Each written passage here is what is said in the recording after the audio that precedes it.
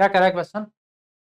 Among CuNH3 whole 4 plus 2 NiEN3 2 plus NiNH3 whole 6 2 plus and MnH2O whole 6 2 plus, ठीक है। MnH2 whole 6 2 plus maximum number of unpaired electron, unpaired electron का number पता करना पड़ेगा।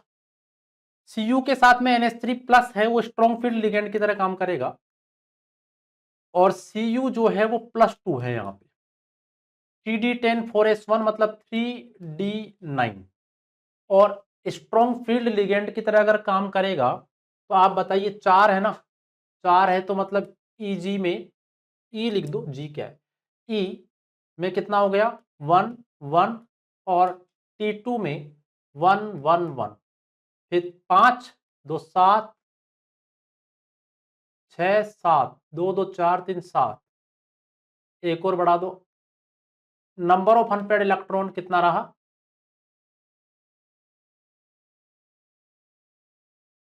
एक ही रहा ना यार। D9 को फिलिंग किया हमने, Eg के अंदर स्ट्रॉन्ग फील्ड लिगेंड है, तो पेयरिंग हो गई यहाँ पर 2 2, ठीक है। पेयरिंग मैंने वो बाद में लिख दिया, पेयरिंग आपको पहले ही करनी है, 2 1 1 2 2, ठीक है। अब T2G में 2 2 और 1, पहले तीनों में एक चला गया होगा, फिर 2 2, एक अनपेयर्ड इलेक्ट्रॉन बचा है इसमें, तो इसमें तो कितना इलेक्ट्रॉन हो गया, एक। इसके अंदर देखो यहां पर भी स्ट्रॉन्ग फील्ड की तरह काम करेगा, निकल +2 है, 3d8 है, और यहां पर तो 6 है, तो पहले T2G में 1 1 1 और Eg में 1 1। आपको कितने फिल करने हैं, +2 में 3d8 बचा है, तो ये 2 और ये 2, ठीक है। पहले ही पेयरिंग हो गई, 2 2 4 2 6 और 2 8, मतलब 2 अनपेयर्ड इलेक्ट्रॉन इसके अंदर बचे, नहीं इसके अंदर थोड़ा ना, इसके अंदर पहले ही पेयरिंग हो जाती है, वो मैंने बाद में लिख दिया, मुझे पता है इसलिए मैंने लिख दिया। आपको T2G में 1 1 1 फिर 2 2 2, इस तरह से। NiNH3 होल 6 प्लस 2, इसकी बात करें ये यहां पर है, निकल +2 3d8। अच्छा इसमें देखें आप, इसमें वीक फील्ड लिगेंड है, यहां पर तो ये बाइडेंटेट लिगेंड था ना ये, तो ये इथाइलिन डाइअमाइन, बाइडेंटेट मतलब इथाइलिन डाइअमाइन है यहाँ पे, इसलिए स्ट्रॉन्ग फील्ड लिगेंड है। यहाँ पर तो ammonia as weak field ligand ही है, तो फिर इसका क्या हो गया, T2G और Eg में 6 है, 1 1 1 1 1 हो गए, सब में अनपेयर्ड इलेक्ट्रॉन चला गया एक एक। अब पेयरिंग होगी 2 2 2, आपके पास में 2 अनपेयर्ड इलेक्ट्रॉन बच गए।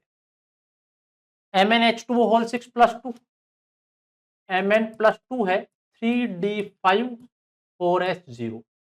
अब 3d में T2G और Eg 1 1 1 1 1, 5 अनपेयर्ड इलेक्ट्रॉन हो गए इसके अंदर। Maximum number of unpaired electron MnH2 whole 6 2 plus के अंदर, सही बात बोली है इसने, first statement is correct. Second पे आइए, the number of pair among NiCl4 2 minus, NiCl4 2 minus में वीक फील्ड लिगेंड है, NiCO4 स्ट्रॉन्ग फील्ड लिगेंड है, NiCl4 2 minus NiCN4 NiCO4 NiCN4, ठीक है, that contain only one diamagnetic species, sorry only diamagnetic species is 2। पहला statement तो ठीक हो गया है, केवल डायामैग्नेटिक स्पीसीज है। देखो NiCl4 की बात करो, आपको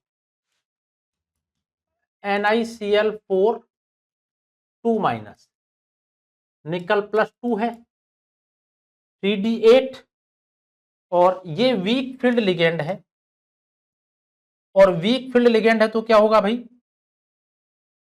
पहले ही E में कितना 8 इलेक्ट्रॉन भरने हैं आपको, 1 2 वीक है तो, और T2 में 1 1 1, उसके बाद में 2 2 और 2,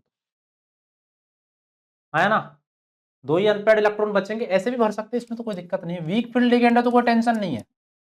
1 2 3 4 5 6 7 और 8, 2 अनपेयर्ड इलेक्ट्रॉन है, मतलब ये तो हो गया पैरामैग्नेटिक।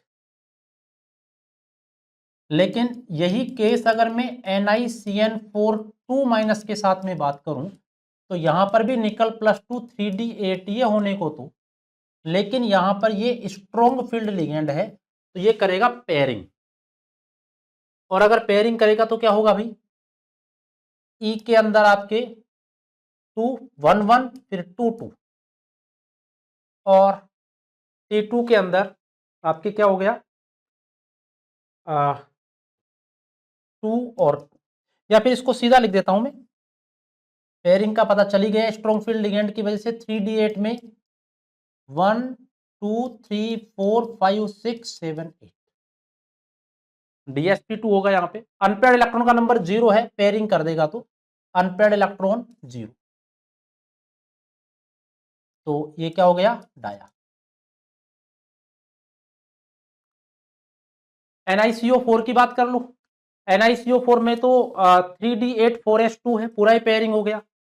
तो देखो ये इसमें ये पेरा हो गया, तो ये पिक्चर से बाहर कर दो, इसमें ये पेरा हो गया, सिंपल चेक कर लो। अच्छा ये इसमें ये और ये दोनों डायामैग्नेटिक है, तो ये दोनों ये डायामैग्नेटिक है, तो केवल एक ही डायामैग्नेटिक स्पीसीज का पेयर तो मतलब स्टेटमेंट 2 है वो सही नहीं है, गलत रिपोर्ट है ये। तो statement 1 is correct, statement 2 is incorrect. कहाँ है भाई, statement 1 is true but statement 2 is false, 4 is the right answer.